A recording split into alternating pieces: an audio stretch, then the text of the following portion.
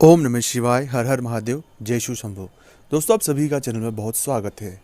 आपकी बुद्धि किस व्यक्ति ने बांध दी है? आपका किसी काम को करने में मन नहीं लगता, आपका दिमाग कुछ भी चीज़ें सोच नहीं पा रहा है, बस वो एक ही जगह एक ही नकारात्मकता में बहुत डूबा हुआ है।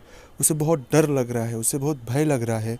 मन किसी भी काम को करने में बिल्कुल भी नहीं लग रहा है। हम थोड़ा तो कोशिश कर रहे हैं, एकदम हम शून्य हो चुके हैं। जो चीज़ें बहुत बेहतर लगती थी अब वो ख़राब लगने लगी है। ऐसा लगता है कि किसी चीज़ से हमारा मन उठ गया है, कुछ नकारात्मक कुछ बुरा हमारे दिमाग में चल रहा है। तो बुद्धि अगर किसी व्यक्ति ने बांध दी है, या हमारी बुद्धि जब काम नहीं कर रही है, हम जो निर्णय ले रहे हैं वो निर्णय सही नहीं हो रहे हैं, हम गलत डिसीजनों की ओर जा रहे हैं, हम गलत तरीकों की तरफ जा रहे हैं, हमारा जीवन पूरी तरह से गलत ट्रैक पे जा चुका है, तब ये मन में प्रश्न उठता है कि कहीं किसी व्यक्ति ने हमारी बुद्धि बांध तो नहीं दी है। अगर किसी ने आपकी बुद्धि बांध दी है तो उसे समझने की आवश्यकता है। उसके लिए क्या संकेत है, इस वीडियो में हम वो तो बात करेंगे इसी।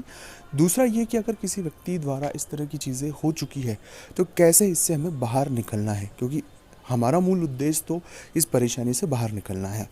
तो जब कभी भी आप किसी काम में बार बार करने के बाद सफलता ना मिल पाना, चीज़ों को लेकर बहुत एफर्ट लगाने के बाद भी परिणाम ना मिल पाना, चीज़ें बहुत नकारात्मक जाना, जो लोग हैं वो बार बार धोखा देना, हम बहुत जल्द जिन पर विश्वास कर रहे हैं वो लोग हमें धोखा दे रहे हैं, हमारे साथ ऐसी सिचुएशनें हो रही है कि कोई अपना नहीं है। बुद्धि न तो विवेक से कोई डिसीजन ले पा रही, ना कुछ समझ पा रही। सब चीज़ें देखने के बावजूद भी हम सही नहीं देख पा रहे। जब कभी भी ऐसी परिस्थिति किसी भी जातक के जीवन में होती है, तब बहुत हद तक जो चीज़ें मैं आपके साथ साझा कर रहा हूँ उन्हें समझने की आवश्यकता है। इस तरह की परिस्थिति में बहुत सारे ग्रहों का हाथ होता है, हम किसी भी एक ग्रह को इंडिकेट नहीं कर सकते।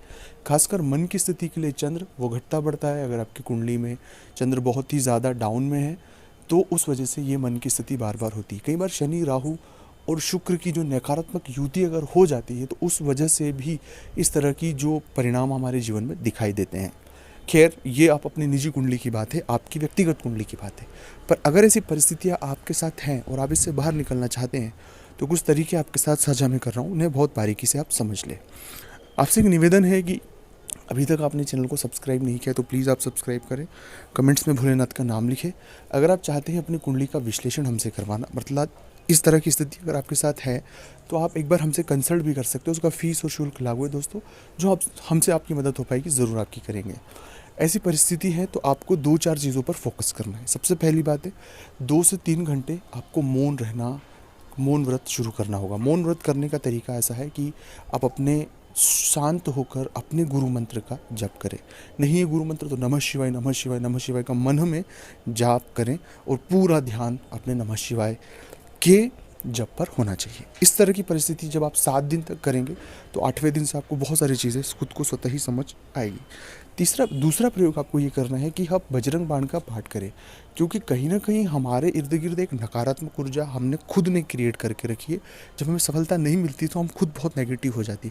हम खुद एक एनर्जी का हब है, तो नेगेटिव एनर्जी अगर हम प्रोड्यूस करेंगे तो इर्द गिर्द हमारे ही होगी। इसलिए जितना हो सके बजरंग बाण का पाठ करें। सुबह 2 बार करें, शाम को 2 बार करें, उससे बहुत फ़ायदा होगा। और तीसरा और सबसे महत्वपूर्ण है कि जितने हो सके पेड़ लगाने की कोशिश करें। आप प्रण ले लें कि मैं 5 पेड़ लगाऊंगा, 10 पेड़ लगाऊंगा, 100 पेड़ लगाऊंगा। तो आप जितने पेड़ लगाने का प्रण करेंगे और उन्हें लगाने की कोशिश करेंगे, उससे भी आपको बहुत इम्पैक्ट मिलेगा। चौथा प्रयोग यह भी महत्वपूर्ण है कि जो दिव्यांग है या उनका आश्रम हो या कोई दिव्यांग व्यक्ति हो, उनकी आप मदद करें।